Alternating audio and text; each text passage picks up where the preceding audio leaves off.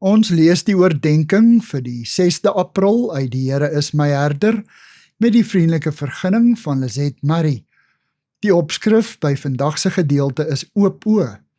Ons teksvers kom uit Psalm 8 vers 3 wat sê: Deur swak en klein mensies word u groot krag hier op aarde uitgebasyn. Deur 'n baba wat gelykies maak of 'n pap babatjie in 'n ma se arms. U groot krag laat almal wat met u probeer beklei gou-gou stil word. Aldus die boodskapvertaling. Wanneer ons oë oopgaan vir die klein tekens van God se teenwoordigheid in ons lewe, word die doodgewone met eens jubelende wonderwerke. 'n Vlinder, 'n streepie son, 'n baba wat sy handjie ontdek. Maar daar's nog meer. Die vreugde van verwondering is dikwels ook te vind in die manier waarop mense na hulle omstandighede kyk. Iemand vertel hoe hy een Saterdagoggend tuinafval by die stortingsterrein moes gaan weggooi. Ietwat bedompig en sommer oor die algemeen vies vir die sleurwerk wat inbreuk maak op sy kosbare ontspanningstyd, begin hy die waantjie leegmaak. 2 uitgelate seentjies kom hand gee. Op sy vraag wat hulle op die vullishope doen, antwoord een: ons soek skatte.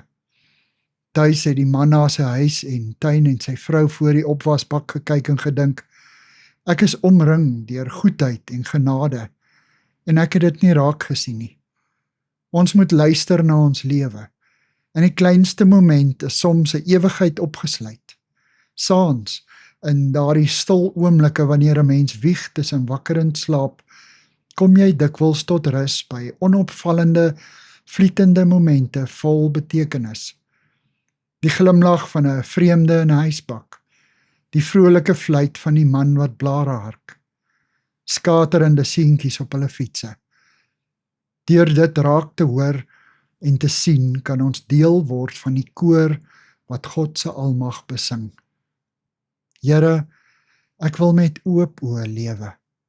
Amen. Dankie vir die saamkuier. Ek deel Lizet se kontakbesonderhede in die inligtingsparagraaf van die kanaal. Daar is ook skakels na voorlesings van Lizet se ander publikasies wat hier beskikbaar is.